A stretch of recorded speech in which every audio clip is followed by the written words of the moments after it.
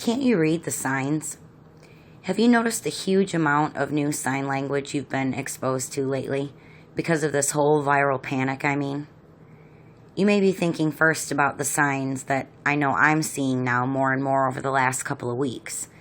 It's what we commonly call March 29th of 2020 as I record this. So you may be thinking of the signs that you're seeing more and more of too.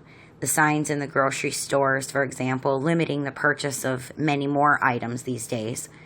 The signs about social distancing. The tape marks 6 feet apart on the floors, indicating how far you should be standing from anyone else while you're there. We stand in all of this once again knowing truths that the Creator has blessed us with, and with it the power to say no to this hideous deception. And we're doing that once again.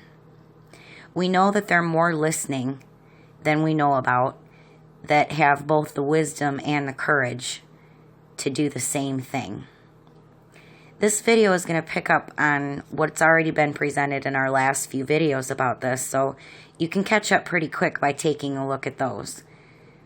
In the last video, we were talking about how all of this declaring of a national emergency over this so-called virus occurring on Friday the 13th, coincidentally not, corresponds also with the Christian, specifically Roman Catholic season of Lent, or otherwise known as the season of sacrifice.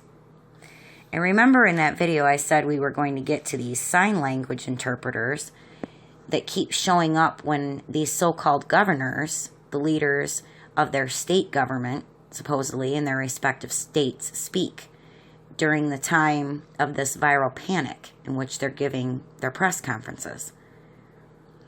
We don't see sign language interpreters, however, when the so-called President of the United States is speaking, or any other federal government representative, do we?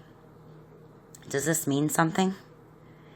And what about now the executive office of the United States President flag showing up once again behind who we know to be Donald Trump when he signed what is named the CARES Act, what we all commonly think of as the relief package for the people because of this viral panic. This was done on the date commonly known as March 27th of 2020.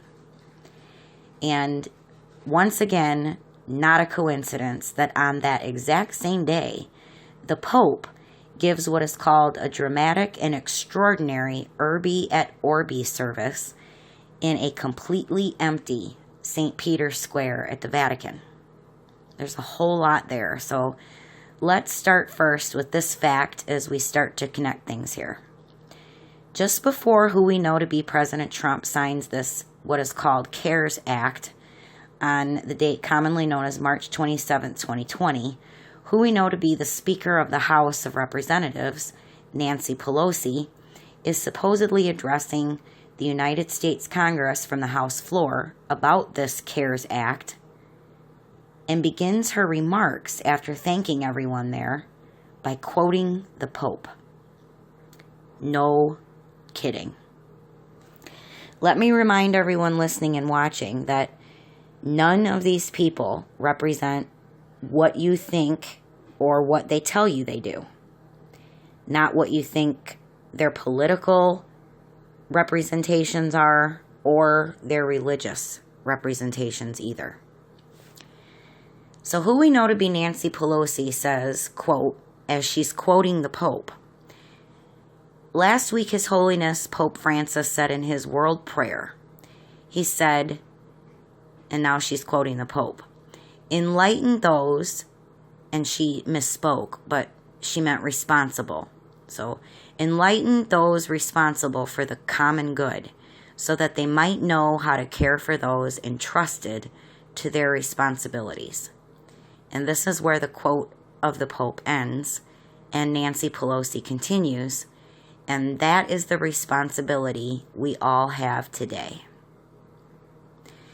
This, just one example, shows that this is what most people still right now believe is politics and religion totally mixed up together, isn't it? Weren't we all taught that the whole idea of what we call quote unquote America was founded in the name of freedom? Most specifically, and top of the list, was supposed to be freedom of religion, right? And first and foremost in all of this freedom anyway is freedom of the individual. That is like top of the list, ultimate in the American ideal, source of pride here, right? The quote common good is not about that idea at all. In fact, it's polar opposite. That ideal is commonly known to be held by church leaders. This supposed United States leader is quoting the Pope. And the common good of what they speak of is actually communism or socialism. And that's a known fact, right? When you break down the ideology of the church or any religion, it's all about community or the good, the common good, right? Beyond this, see the connection here to the real contract then that is in place. And it's a contract that appears to be openly spoken of by the Speaker of the House of Representatives from the United States Congress floor when she begins her remarks about the CARES Act they're trying to pass by quoting the Pope that day.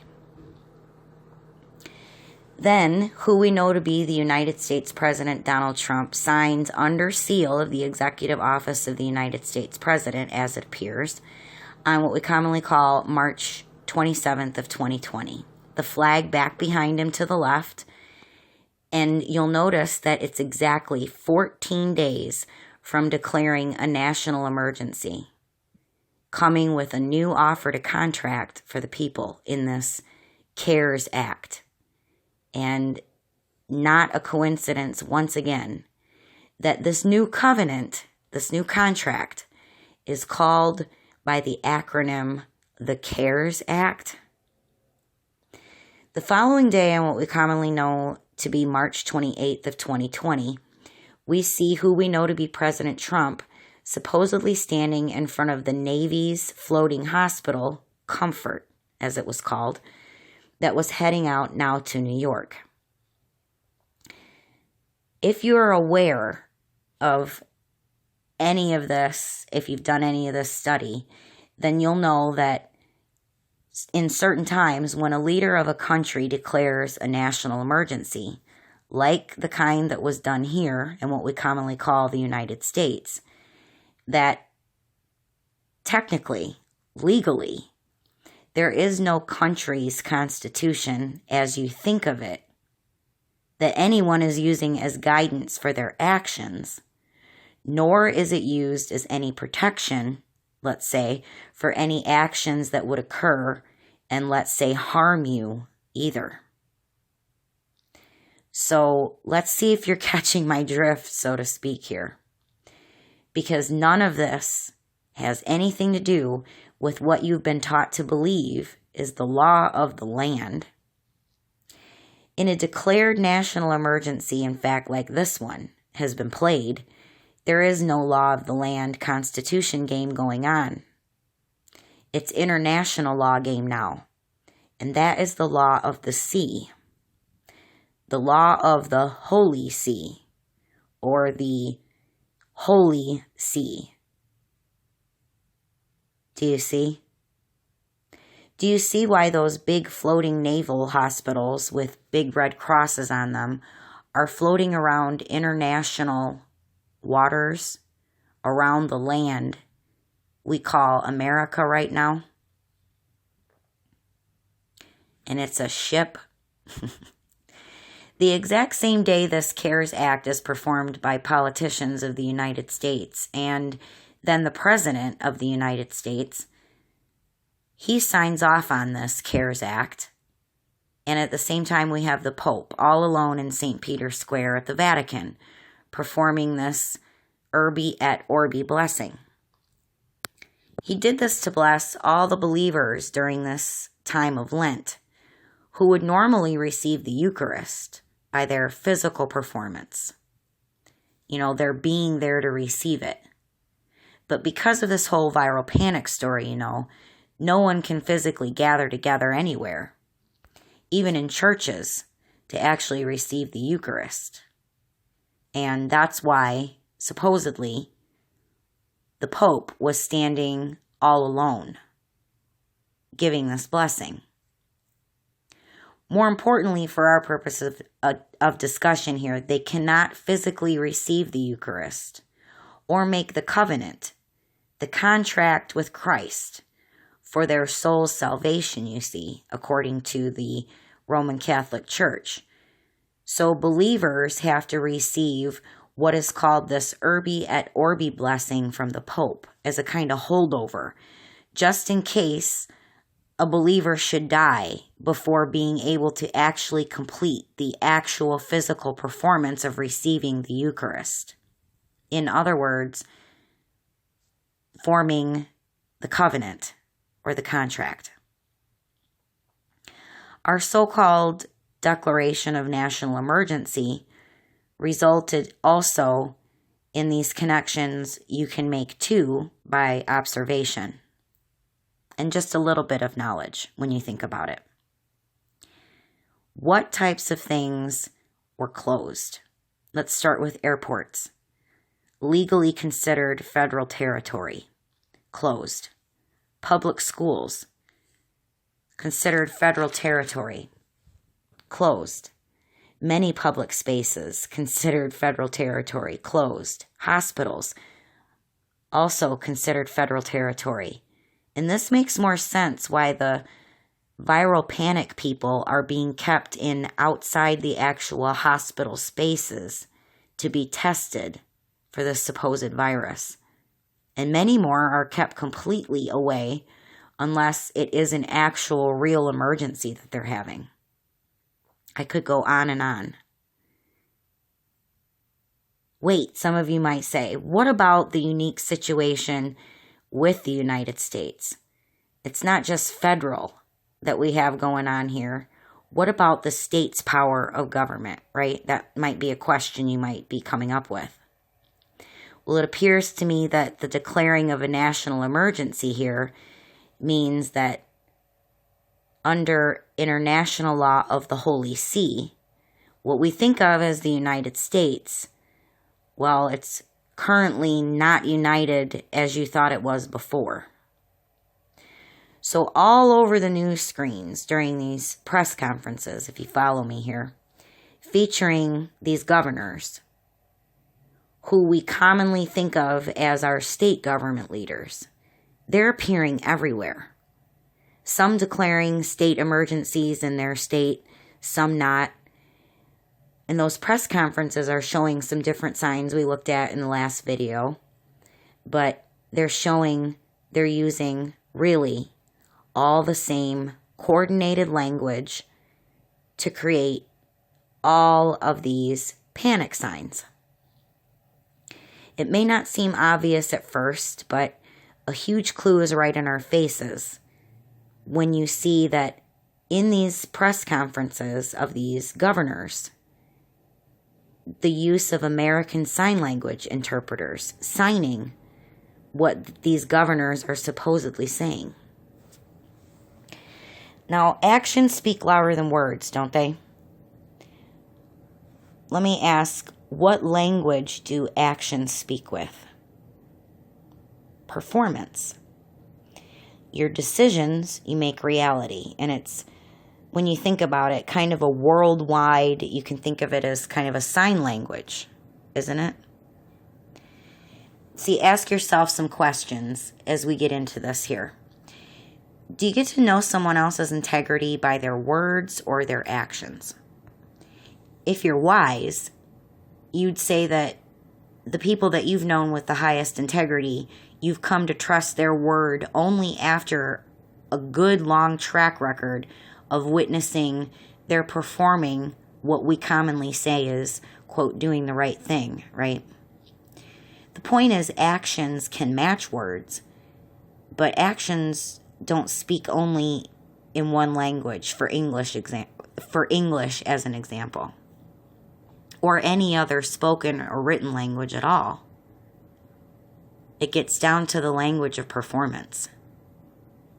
It's our actions, our performances, how we actually behave in reality that make or break the agreements or the contracts or covenants that we've made. Think of it this way. If two people come together to make a deal, say they have a bunch of goods, and they need to trade with each other for what the other has, but they speak different languages. Can you imagine how anyone would get around this language problem that they both have? It wouldn't be that difficult, because think about it this way. Even in modern times, isn't it commonly known that still today, many of our communications, most of them actually, with one another, occur through nonverbal ways? Using your body, tone of voice, facial expressions. You talk with your actions, maybe your hands, maybe you sign, maybe you pick up a piece of paper to draw some artwork to assist, but you wouldn't write words on it, right? I mean, because in that situation, what good would it do for you to write words down on paper if your friend couldn't read or understand what those words meant anyway? But some artwork, some symbols, some stick figures even, that would likely work far better, right? And in the end, this only works if both people can comprehend the other through this worldwide, nonverbal way of communication, transcending any spoken or written language.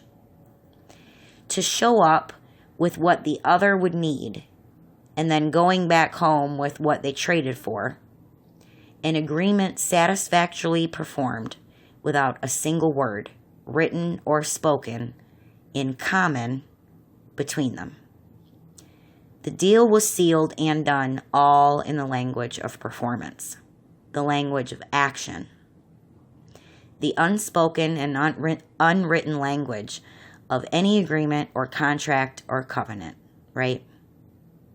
It's fundamental. Okay, so let's go back to who you think are the governors or the state leaders of state government in what we commonly call, what is not now anymore, the United States, in their press conferences, at least lately, with the American Sign Language interpreter signing the words. The governors are speaking to us in what we think of, most of us would anyway, as the English language, right? Now, if you've studied any of the connections I'm making, you may already know the answer to the question I'm about to ask. But do you know what happens when you write up a legal contract or a legal document?